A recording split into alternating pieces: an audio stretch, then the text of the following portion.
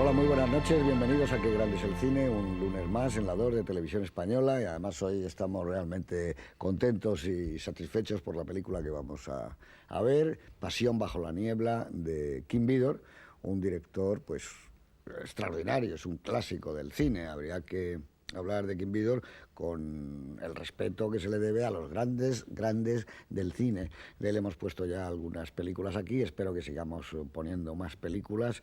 Y bueno, Pasión bajo la niebla, hoy día, pues sin ningún género de dudas, yo creo que está considerada como una de sus verdaderas obras maestras, de esas 8 o 10 obras maestras que tiene, que ya en el cine mudo, El Gran Desfile, ¿para qué vamos a hablar? Es una de las películas emblemáticas del cine mudo, ¿no?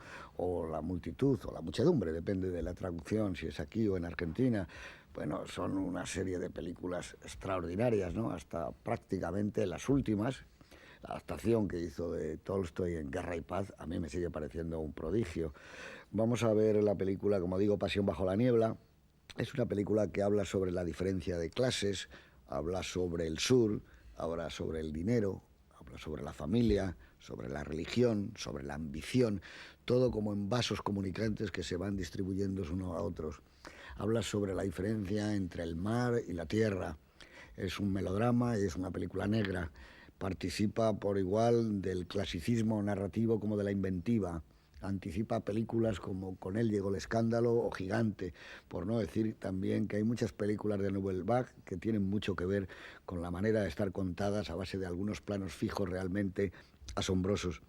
Y de alguna manera hay que decir, porque se ha dicho muchas veces, que es como un borrador a limpio, un borrador en limpio, sin ningún tipo de cortapisas, de Duelo al Sol, sin tener la presencia de Selznick ni sus enormes memorándum sepultando a la creatividad de Kim Vidor, porque tiene mucho que ver con Duelo al Sol.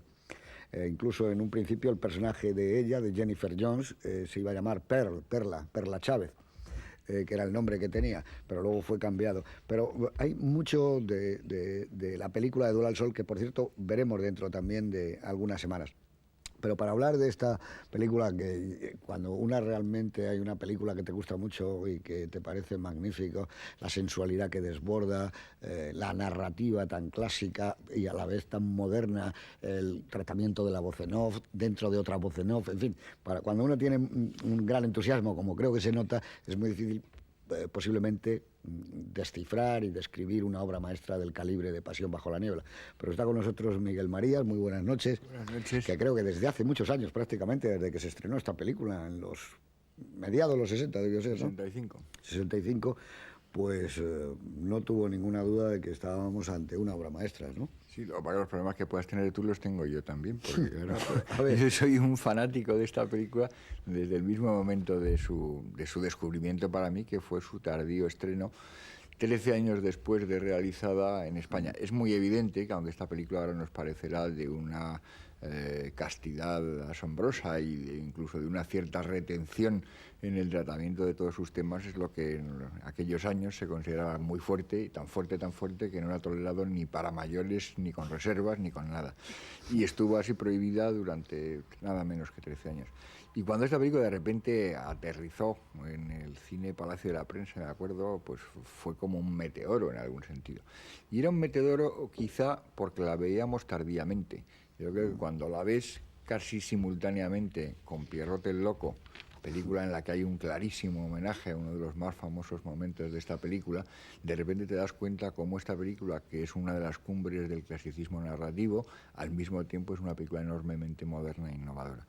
Yo creo que es muy moderna y muy innovadora porque está hecha con bastante poco dinero y sobre todo teniendo que ajustarse mucho, despojando mucho hasta el esqueleto lo que podría ser la narrativa exuberante que hay en Duelo al Sol. No por la ausencia de Selznick, que aunque esta película no esté producida por Selznick, no se libró Kim Vidor de recibir 100.000 memos de Selznick, que están recogidos en el libro Memo, porque como intervenía, prestada naturalmente por él, su mujer Jennifer Jones, pues naturalmente ahí metió la mano el señor Selznick, que tenía una incontinencia absoluta para dar consejos. consejos que a menudo además no eran descaminados y que no solían ser tonterías, pero que creaban grandes problemas a los directores. De hecho, King Vidor tuvo algunas peleas con Selznick a cuento de esta película, pero en última instancia el productor de la película era él, con este misterioso Bernard, y consiguió hacer lo que quería. Yo creo que el resultado es una película que dura unos 80 minutos, en la que pasan una cantidad de cosas inverosímiles, contada con una claridad y una concisión como pocas veces se ha visto, y además con una complejidad que no se nota, que hay que fijarse en ella. Hay un juego de puntos de vista, de narración indirecta, etcétera, que yo creo que es admirable. Siempre he pensado que es una película de las que, aunque no es de las más famosas de King Vidor, porque no es de las que han pasado la historia del cine inmediatamente, como ocurrió con Y el mundo marcha, o El pan nuestro de cada día, o El gran desfile, o Aleluya, sino es más bien de las que han sido redescubiertas tardíamente por la crítica europea y poco a poco se han ido imponiendo, pero es una película que no circula mucho y sigue sin verse demasiado. Yo, por ejemplo, sospecho que la gente más joven no ha debido tener ocasión de verla prácticamente hasta ahora. Pues es una película, yo creo que debería ser una de esas películas de texto en las escuelas de cine, junto con otras cuantas, porque me parece que es realmente modélica y que muestra una forma de narrar que está a disposición de cualquiera y que es perfectamente válida hoy día.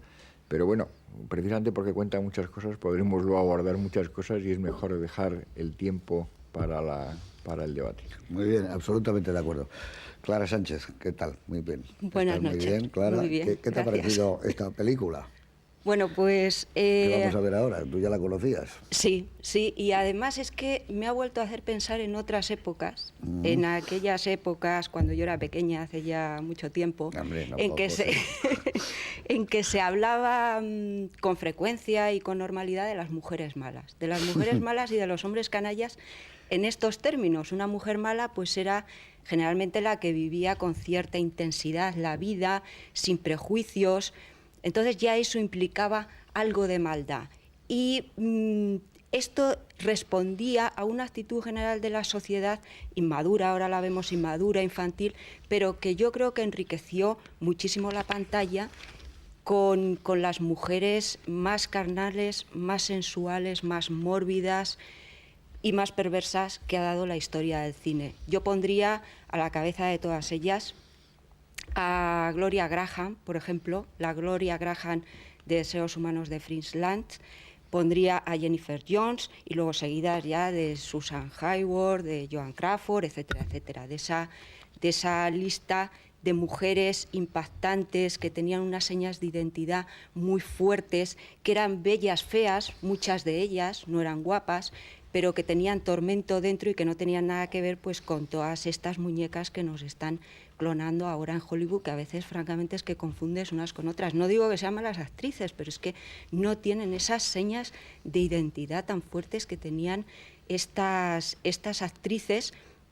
Y bueno, yo creo que con esta película, Pasión bajo la niebla, pues yo he vuelto a recordar y vamos a asistir al nacimiento y a la formación de una mala, de una perversa que es Jennifer Jones, Ruby Gentry, encarnación de la pasión amorosa, de una pasión que no está abordada desde la intimidad, que no es nada romántica, que no es ñoña, ni muchísimo menos, sino que es más bien desgarrada, épica, quizá porque está recorrida por alguno de los motivos que eran recurrentes en Vidor, que movía mucho de lo que hacía, que son la tierra y la religión, ¿no?, encarnada en ese hermano vociferante bíblico que vamos a ver en la película. Es una pasión muy primitiva, muy pegada a la naturaleza, muy pegada a la tierra, tanto que quizá esta película se podría haber llamado como ese libro de poemas hermoso de Vicente Aleixandre, Pasión de la Tierra, porque además es que la tierra está presente como preocupación de Vidor y además porque Jennifer Jones y Charlton Heston prácticamente